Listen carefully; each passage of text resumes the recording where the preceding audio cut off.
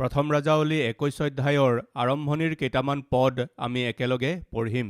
তাৰ পাছত এনেকুৱা ঘটনা হ'ল যে জিজৰিয়েলীয়া নাবুতৰ এখন দ্ৰাক্ষাবাৰী আছিল।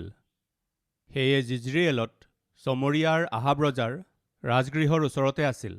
আহাবে নাবুতক ক'লে, তোমাৰ দ্ৰাক্ষাবাৰীখন মোক দিয়া, মই তাক শাকৰ বাৰী কৰিম, কাৰণ সেয়ে মোৰ ঘৰৰ ওচৰতে আছে। মই তাৰ সলনি তোমাক তাতকৈ উত্তম আন এখন দ্ৰাক্ষাবাৰী দিম, নাইবা যদি তুমি মনত ভাল পোৱা তেন্তে তাৰ মূল্যৰূপ তোমাক দিম। তাতে নাবুতে আহাবক ক'লে, মই যে মোৰ পৈতৃক আধিপত্য আপোনাক দিম, জিহুৱাই তাক নিবাৰণ কৰক। তেতিয়া মই পৈতৃক আধিপত্য আপোনাক নিদিওঁ। জিজৰিয়েলীয়া নাবুতে কোৱা এই কথাৰ কাৰণে আহাব বিবৰ্ণ আৰু অসন্তুষ্ট হৈ নিজ ঘৰলৈ আহিল আৰু শয্যাত পৰি মুখ ঘূৰাই অনাহাৰে থাকিল। কিন্তু তেওঁৰ ভাৰ্যা ইজেবলে তেওঁৰ ওচৰলৈ আহি তেওঁক ক'লে, তোমাৰ মনত ইমান বেজাৰ কিয় যে তুমি আহাৰ নকৰা? শান্তিৰে থাকিবলৈ হ'লে আপোনালোকৰ কিমানে বাৰু শান্তিৰে থাকিব বিচাৰে? হাত দেখুৱাওকচোন। ৰাইট, শান্তিৰে থাকিবলৈ হ'লে আমি 4টা কাম কৰিব লাগিব। আপুনি 4টা কথাত সাৱধান থাকিলেই যথেষ্ট। আপুনি শান্তিৰে থাকিব পাৰিব। কি সেই 4টা কথা? বহুতো কথা আছে, কিন্তু প্ৰধানত 4টা কথা আছে। সেই 4টা কথা কি বাৰু? অসন্তুষ্টিৰে সৈতে ব্যাকুল নহ'ব। অসন্তুষ্টিৰে সৈতে ব্যাকুল নহ'ব। আজি বহুতো পৰিয়ালত শান্তি নোহোৱাৰ প্ৰধান কাৰণ কি মই কওঁনে? অসন্তুষ্টি। ঈশ্বৰে সমুদায় সৃষ্টিখন নিৰ্মাণ কৰি হাৱা আৰু আদমক এডেনবাৰীত থাকিবলৈ দিলে। তোমালোকে বাৰীৰ সকলো ফল খাব পাৰা, কিন্তু এটা ফল নাখাবা, এইবুলি কোৱাত নাজানো কিয় হাৱা অসন্তুষ্ট আছিল। নাজানো কিয় মোৰ জীৱন কেনেকুৱা হ'ল। সেই ফলটো নাখাবা বুলি কৈছে। কিয় খাবলৈ মানা কৰিছে? প্ৰভুৱে কিয় এনেকুৱা আজ্ঞা দিছে বাৰু? প্ৰায়েই বহুতো লোকে বিভিন্ন ধৰণৰ ডায়লগ মাৰে। তেওঁলোকৰ অৱস্থাৰ আৰু তেওঁলোকে যি সমস্যাৰ সন্মুখীন হয় তাৰ মাজত কোনো মিল নাথাকে। কি যে জীৱন হ'ল, একেবাৰে বেকাৰ জীৱন। কি হ'ল এতিয়া? কি হ'ল মানে সকলো ধ্বংস হৈ গ'ল। কি হ'ল মই কি কওঁ আৰু? আচল কথাটো তেওঁলোকে নকয়, কিন্তু এনেকুৱা বেকাৰ ডায়লগ মাৰি থাকে। হাৱা, তুমি কিয় কন্দনামোৱা হৈছা? কিনো কওঁ আৰু? কিনো হ'ল বুলি ক'লে মইনো কি ক'ম? কিনো কওঁ বুলি কৈছা, আচল কথাটো নোকোৱাই তুমি। মোৰ ঈশ্বৰে সকলোবোৰ ফল খাব পাৰা বুলি ক'লে, কিন্তু সেই এবিধ ফল নাখাবা বুলি ক'লে। মোৰ মন সম্পূৰ্ণ সেই ফলতেই আছে। যদি ঈশ্বৰে 99 বিধ ফল নাখাবা, এবিধহে ফল খাবা বুলি কোৱা হ'লে কান্দিব লাগিছিল। এয়া কি প্ৰভু? ইমান সোৱাদযুক্ত ফল, 99 বিধ ফল মোৰ সন্মুখত ৰাখি সেইবোৰ নাখাবা বুলি কৈ সোৱাদবিহীন সেই এবিধ ফলকেই ডিনাৰ কৰা, লাঞ্চ কৰা, ব্ৰেকফাষ্ট কৰা বুলি কৈ আছে। যদি আধা ৰাতিত ভোক লাগে সেইটো ফলকেই খোৱা বুলি কৈছে। কিছুমান স্বামীৰ আধা ৰাতি ভোক লাগে, তেওঁ মনে মনে উঠি বিচাৰি থাকে। স্বামীবিলাকে আধা ৰাতিত ভোক লাগিলেও আপুনি তাকেই খাবলৈ কৈ আছে। এয়া ঠিক নহয় প্ৰভু। এনেকৈ কোৱা হ'লে বেলেগ কথা, কিন্তু ঈশ্বৰে ক'লে 99 বিধ ফল খাবা, কিন্তু এবিধ ফল নাখাবা। অসন্তুষ্টি। কিয় খাব নোৱাৰে? কিয় সেই ফলবিধ আমাক দিয়া নাই? কিয় মোক এইদৰে মোৰ ইচ্ছা পূৰ্ণ কৰিবলৈ দিয়া নাই, মোৰ আশা পূৰ্ণ কৰিবলৈ দিয়া নাই? ঈশ্বৰে কিয় এনেকুৱা কৰিছে? সেই গছডালৰ চাৰিওফালে ঘূৰিবলৈ আৰম্ভ কৰিলে। কাৰণ জানেনে বাৰু? অসন্তুষ্টি। আজি আমাৰ মাজত কোনোবা আছে নেকি? যিহৰ প্ৰয়োজন নাই তাকেই আপুনি খামোচ মাৰি ধৰি থাকে।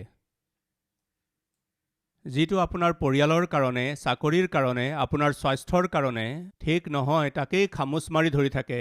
তাকেহে লাগে বুলি ভাবি থাকে। সঁচাকৈ প্ৰয়োজন নে? এবাৰ ভাবকচোন বন্ধুসকল। অসন্তুষ্টিক নিজৰ ওচৰলৈকো আহিবলৈ নিদিব।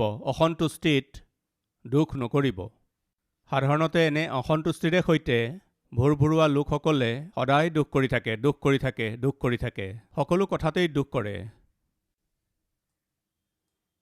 সন্তানবিলাকলৈ চাওক, সিহঁতক যদি খেলা বস্তু নিদিয়ে সিহঁতে দুখ কৰে। কলেজলৈ যোৱা ডেকা ল'ৰা ছোৱালীবিলাকক চাওক, সিহঁতৰ পচন্দৰ বাইকখন যদি কিনি নিদিয়ে সিহঁতে খং কৰে। সিহঁতৰ পচন্দৰ চেলফোনটো নিদিলে খং কৰে। সিহঁতৰ পচন্দৰ ড্ৰেছ কিনি নিদিলে খং কৰে। এনেকুৱা কথাৰ কাৰণে দুখ কৰিব নালাগে। ক্লাছত প্ৰথম স্থান নাপালেহে দুখ কৰিব লাগে, কিন্তু এইবোৰৰ কাৰণে দুখ নকৰে।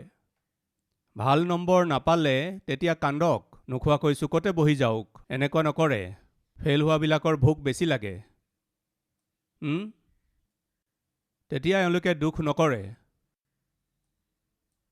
প্ৰিয় ভাই ভনীসকল, নাবোত নামৰ এজন আত্মিক ব্যক্তি আছিল।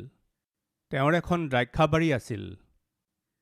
সেই দ্ৰাক্ষাবাৰীখনৰ ওচৰতে আহাব ৰজাৰ ৰাজগৃহ আছিল। তেওঁ ৰজা, তেওঁৰ একো অভাৱ নাই, দেশৰ ওপৰত শাসন কৰি আছে, আধিপত্য আছে, সকলো আছে, ধন সম্পত্তি আছে। তেওঁৰ কি হৈছিল নাজানো, এজন দৰিদ্ৰ ব্যক্তিৰ দ্ৰাক্ষাবাৰীৰ ওপৰত তেওঁৰ চকু পৰিল। নাবোতক মতাই নি কৈছে, তোমাৰ বাৰীখন মোক লাগে। নাবোতে ক'লে, সেই বাৰীখন মোৰ নহয়, তোমাৰেই হয়। মহাৰাজ, বাস্তৱতে সেই বাৰীখন মোৰ নহয়, পূৰ্বপুৰুষবিলাকৰ। সেইখন মোৰ ওপৰ পিতৃসকলে মোক দিছে।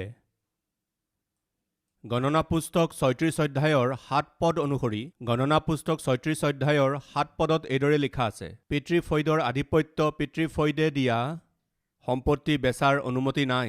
এয়া ঈশ্বৰে দিয়া এক ব্যৱস্থা। পিতৃফৈদে দিয়া হোৱা সম্পত্তি আনলৈ বিক্ৰী কৰিব নালাগে। ঈশ্বৰৰ দ্বাৰা ইজৰাইলী লোকসকলক এই আজ্ঞা দিয়া হৈছে। বিধানত এই আজ্ঞা দিয়া হৈছে। নাবোত আত্মিক আছিল। ঈশ্বৰৰ বাক্যমতে চলা, বাক্য পালন কৰা ব্যক্তিজনে কৈছে, ১ মিনিট ৰ'ব, এয়া মোৰ আদি পিতৃসকলৰ, মোৰ নহয়। প্ৰিয় ভাই ভনীসকল, আজি আপোনাৰ আৰু মোৰ যি পৰিত্ৰাণ আছে, আজি আমাৰ গাত যি পৰিত্ৰাণৰ বস্ত্ৰ আছে, আজি আপোনাৰ আৰু মোৰ যি ধাৰ্মিকতা আৰু পবিত্ৰতা আছে, এয়া আমাৰ উপাৰ্জিত নহয়।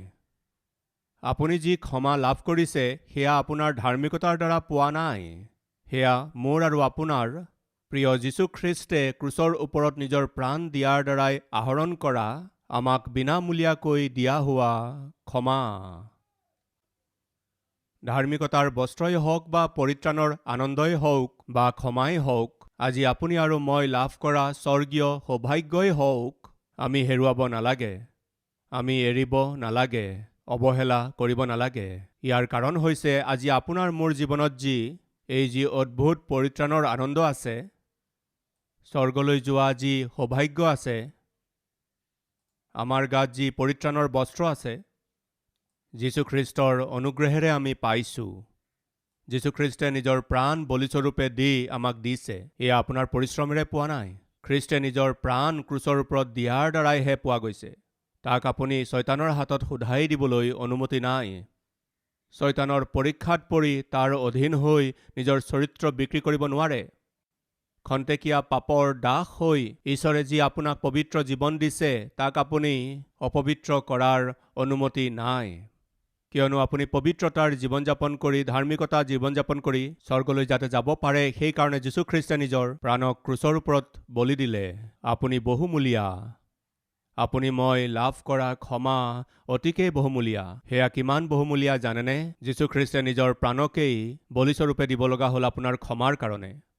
প্ৰিয় ভাই ভনীসকল, আপোনাৰ শান্তি, আপোনাৰ জীৱনত থকা শান্তি আৰু প্ৰসন্নতা অতিকে বহুমূলীয়া। ইয়াক নেহেৰুৱাব। তুচ্ছ আৰু নিজ খন্তেকীয়া পাপ ভোগৰ কাৰণে ইয়াক নেহেৰুৱাব। নাবোতে কৈছে, মহাৰাজ, সেই দ্ৰাক্ষাবাৰীখন মই আপোনাক দিব নোৱাৰোঁ। কিয়? সেয়া মোৰ আদি পিতৃসকলে মোক দিছিল, মই তাক ৰক্ষা কৰিবই লাগিব। এনেই ৰজাক যি লাগে সকলোবোৰ আছিল। প্ৰিয়সকল, অলপতে মই ক'লো নহয়, আধিপত্য আছে, ধন সম্পত্তি আছে, ঐশ্বৰ্য আছে, কিন্তু এওঁ কেনে মূৰ্খ মানুহ, যি আছে তাতেই তেওঁ সন্তুষ্টিৰে থাকিব লাগে।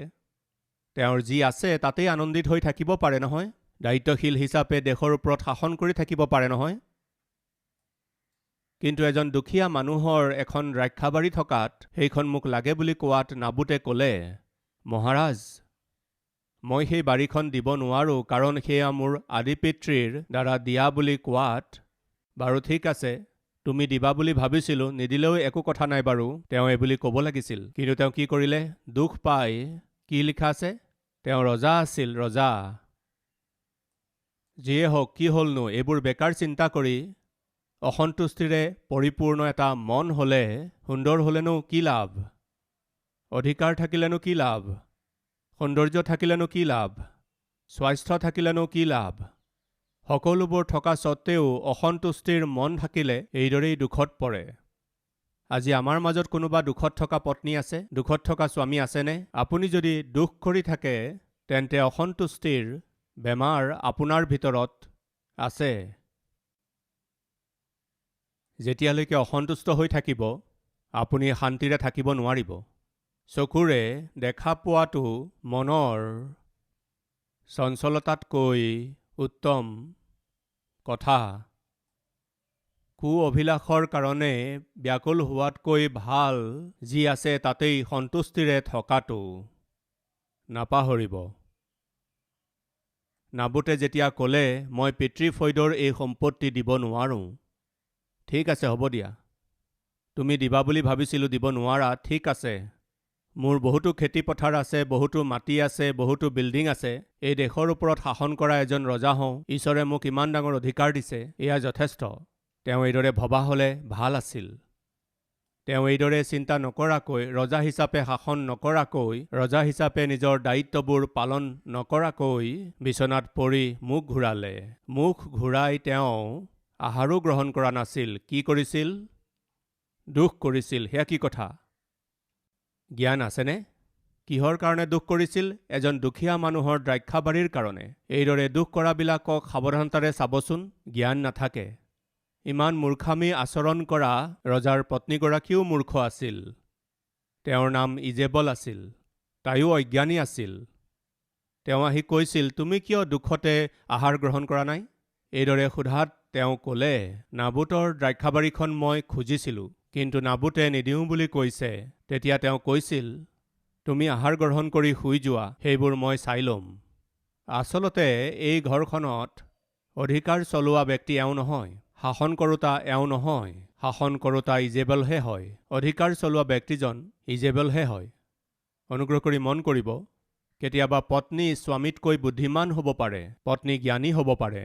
সেইকাৰণে নিজৰ স্বামীক একেবাৰে মূৰ্খ বুলি ভাবি অধিকাৰ চলালে ঈশ্বৰে পচন্দ নকৰিব। ইয়াৰ কাৰণ হৈছে ঘৰৰ গৃহস্থ হিচাপে ঈশ্বৰে স্বামীক নিযুক্ত কৰিছে। সেই স্বামীগৰাকীৰ সহায়ৰ কাৰণে ঈশ্বৰে পত্নীগৰাকীক নিযুক্ত কৰিছে। স্বামীয়ে একো নাজানে বুলি ভাবি তেওঁক একাষৰীয়াকৈ থৈ মই সকলো কাম কৰিব পাৰোঁ বুলি ভাবি যি পত্নীয়ে নিজৰ পৰিয়ালৰ ওপৰত অধিকাৰ চলাই শাসন কৰে, তেওঁলোকে শুনক, সেই পৰিয়ালত আশীৰ্বাদ নাথাকিব। দেশৰ ওপৰত ৰজাই শাসন কৰিব লাগিছিল, কিন্তু তাত বাস্তৱিকতে শাসন কৰোঁতা ৰজা নাছিল। তেন্তে কোন? ৰাণী। তুমি আহাৰ গ্ৰহণ কৰি শান্তিৰে শুই যোৱা, তোমাক সেই দ্ৰাক্ষাবাৰীখনহে লাগে, সেইবোৰ মই চাই ল'ম। সেই দুষ্ট মহিলাগৰাকীয়ে কি কৰিলে জানেনে? নাবুতক হত্যা কৰোৱালে, তেওঁৰ মাৰ্ডাৰ কৰাই দিলে। এই ইজেবেলে ইমানেই জানে, মনত যি আহে তাকেই কৰে। আজি আমাৰ মাজত কোনোবা আছে নেকি? আপোনাৰ মনত যি আহে তাকে কৰিবলৈ, যি বিচাৰে তাকে পাবলৈ, যি আশা কৰে তাক পাবলৈ আপুনি যিকোনো স্তৰলৈ যাব পাৰে নেকি? যি টি কৰিব পাৰে নেকি? সাৱধান, একেবাৰে ওচৰ। কি? বিনষ্ট হোৱাৰ সময়। প্ৰিয়সকল, দুজন ভাই আছিল। তেওঁলোকে খেতিপথাৰ ভাগ কৰা নাছিল। গাঁৱৰ খেতি বাতিবিলাক ককায়েকে চাইছিল আৰু সৰু ভায়েক চহৰত থাকিছিল। সৰু ভায়েকে ক'লে, দাদা, আমাৰ পথাৰত যিমান শস্য হয় আধা তুমি লোৱা আৰু আধা মোক দিয়া। এদিনাখন মই আহিম আৰু অহাৰ পিছত আমাৰ দুয়োৰে মাজত পথাৰৰ ভাগ বতৰা কৰিব পাৰিম। এইবুলি কোৱাত ভায়েকৰ ভাগখিনি ককায়েকে পঠাইছিল। সৰু ভায়েকৰ পথাৰত এডাল আম গছ আছিল। তাত বহুত ফল লাগিছিল। তাকে দেখি ডাঙৰ ককায়েকে ভাবিলে, সৰু ভাইৰ ভাগৰ পথাৰত আম গছডালত ফল বহুত লাগিছে। সেই আম গছডাল আনি মোৰ ভাগৰ মাটিত ৰুই দিলে বৰ ভাল হ'ব। কোনোবাই ডাঙৰ আম গছ উঘালি নিজৰ পথাৰত ৰোৱাটো সম্ভৱ হয় জানো? ককায়েক আৰু ভায়েক দুয়োৰে পথাৰৰ মাজত এটা শিল আছিল। সেই শিলটো ইফালে আছিল আৰু গছডাল সিফালে আছিল। কোনেও যাতে বুজিব নোৱাৰে, সদায় সেই শিলটো উঠাই অলপ সিফালে, অলপ সিফালে, অলপ সিফালে, এইদৰে অলপ অলপকৈ সিফালে ঠেলি ঠেলি সেই আম গছডাল এওঁৰ ভাগৰ মাটিখিনিত আহি যায়। তাৰ কাৰণে সেই শিলটো নি সেই গছডালৰ ওচৰত থৈ দিলে। গছডালত বহুত ফল আছিল। তেনেতে ককায়েকৰ এটা দুৰ্ঘটনা ঘটিল আৰু তেওঁ হস্পিটেলত এডমিট হ'ব লগা হ'ল। ডাক্তৰে সুধিলে, আপোনাৰ মূৰত ইমান ডাঙৰ ভয়ানক আঘাত কেনেকৈ লাগিল? তেতিয়া ককায়েকে ক'লে, এয়া মোৰ পাপৰ ফল, এই বুলি ক'লে। কি ক'লে? পাপৰ প্ৰতিফল ছাৰ? কোনটো পাপৰ প্ৰতিফল? একো নাই ছাৰ, মোৰ মূৰ্খামিৰ কাৰণে মোৰ ভাই যিজন বৰ হোজা আৰু সহজ সৰল, মই তাৰ ভাগ হিচাপে যি পঠাওঁ সি তাকেই লৈ লয়। মোৰ ভাইৰ ভাগৰ মাটিখিনিত এডাল আম গছ আছিল, তাত বহুত ফল লাগিছিল। সেইকাৰণে সেই আম গছডাল মই লৈ ল'ম বুলি ভাবি দুয়োৰে ভাগৰ মাটিৰ মাজত থকা সেই শিলটো লাহে লাহে ঠেলি ঠেলি সেই গছডালৰ ওচৰত থৈ দিলোঁ। সেই গছডাল মোৰ নিজৰ ভাগৰ মাটিত কৰিলোঁ। গছত বহুত ফল আছিল, সেইকাৰণে মই গছত উঠি ফল ছিঙি আছিলোঁ আৰু পিছলি পোনে পোনে আহি সেই শিলটোৰ ওপৰতেই মূৰ তল কৰি পৰিলোঁ। মূৰ ফাটি গ'ল। অহ, তুমিয়ে অনা সেই শিল আছিল নহয় জানো? হয় ডাক্তৰ চাহাব। সেই শিলটো তাতেই থকা হ'লে এওঁৰ মূৰ নাফাটিলহেঁতেন। লোভ।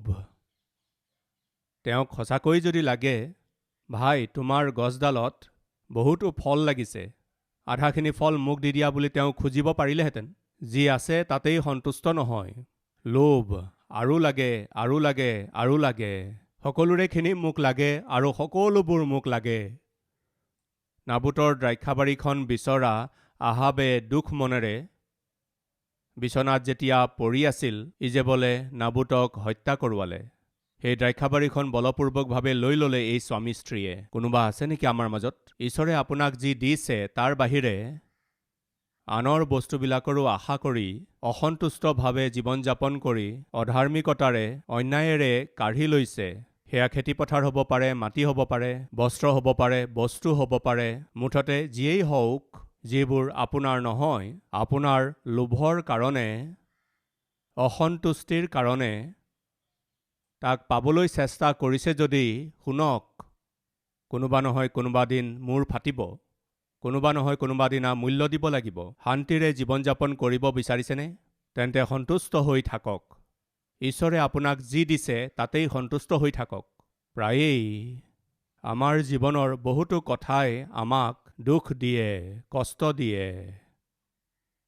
যেতিয়া আনৰ সৈতে আমি তুলনা কৰোঁ আৰু সেইটো বস্তু আমাৰ নাথাকিলে, সকলো ভালে আছে, মোৰহে নাই, মোৰ একো নাই, এনেকুৱা ভাৱ আহে। অনুগ্ৰহ কৰি শুনক, এনেকুৱা সময়ত আপুনি কি কৰিব লাগে? এবাৰ আপুনি ভাবকচোন, ঈশ্বৰে দিয়া আশীৰ্বাদবোৰ। হে মোৰ মন, ঈশ্বৰৰ ধন্যবাদ কৰা আৰু যি যি মুঠ আছে তেওঁৰ নামৰ ধন্যবাদ কৰা। কেতিয়াবা শয়তানে আহি তোমাৰ জীৱনত সকলোতকৈ বহুমূলীয়া এই বস্তুটো নাই নহয় এই বুলি কয়, সেইটো বস্তু নাই বুলি কয়। যিটো বস্তু মোৰ হাতত নাই, যাক মই পোৱা নাই, তাক আনি মোৰ সন্মুখত ৰাখি, এইটো চোৱা, এইটো তোমাৰ নাই এই বুলি ক'লে মই তেতিয়া কওঁ, পাগল, যিটো মোৰ নাই সেইটো তুমি আনি মোৰ সন্মুখত ৰাখিছা, কিন্তু ঈশ্বৰে মোক ৯৯ বিধ আশীৰ্বাদ দিছে, মই সেইবোৰকেই এতিয়ালৈকে উপভোগ কৰিব পৰা নাই। যি ৯৯ বিধ আশীৰ্বাদ ঈশ্বৰে মোক দিছে তাকেই উপভোগ কৰিবলৈ কষ্ট হৈছে, সময়েই নাই। ঈশ্বৰে ইমান আশীৰ্বাদ কৰিছে, সেই এবিধ বস্তু তুমি মোৰ আগত আনি ৰাখিছা আৰু মোক দেখুৱাইছা, হে পাগল, ঈশ্বৰে মোক যি ৯৯ বিধ আশীৰ্বাদ দিছে সেইবোৰকেই উপভোগ কৰিবলৈ মোৰ হাতত সময় নাই। প্ৰিয় ভাই ভনীসকল, শয়তানে আহি আপুনি অসন্তুষ্টিৰে দুখত পেলাবলৈ চেষ্টা কৰিলে আপুনি তাক ক'ব লাগে, শয়তান, ঈশ্বৰে মোক ৯৯ বিধ আশীৰ্বাদ দিছে। যিবোৰ আশীৰ্বাদ বহুতৰে নাই সেইবোৰ মোক দিছে। এবিধ বা দুবিধ যি আশীৰ্বাদ মোৰ নাই সেইটো মোৰ ওচৰলৈ আনি তাক তুমি মোক দেখুৱাই তুমি মোক ব্লেকমেইল কৰিব বিচাৰিছা, এই বুলি কৈ শয়তানক দবিয়াই খেদক। শয়তানক সুযোগ নিদিব। শয়তানক প্ৰতিৰোধ কৰা, তাতে সি তোমাৰ পৰা পলাই যাব। শান্তিৰে থাকিব বিচাৰেনে? যি আছে তাতেই সন্তুষ্টিৰে থাকক। অসন্তুষ্ট হৈ দুখ নকৰিব।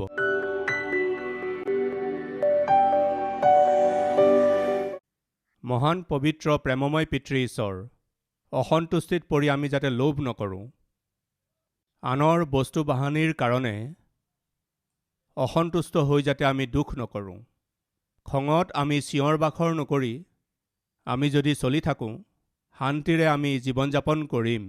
আমি নিজেও শান্তিৰে থাকিম আৰু পৰিয়ালো শান্তিৰে থাকিব। য'ত আমি কাম কৰোঁ তাতো শান্তিৰে থাকিম।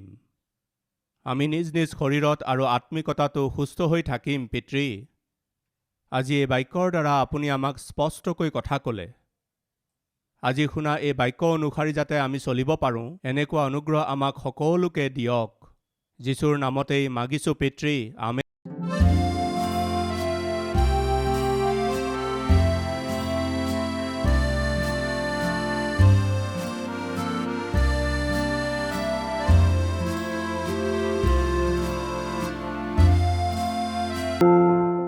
Address Calvary, Post Box number 30, Kukatpalli, Hyderabad 72.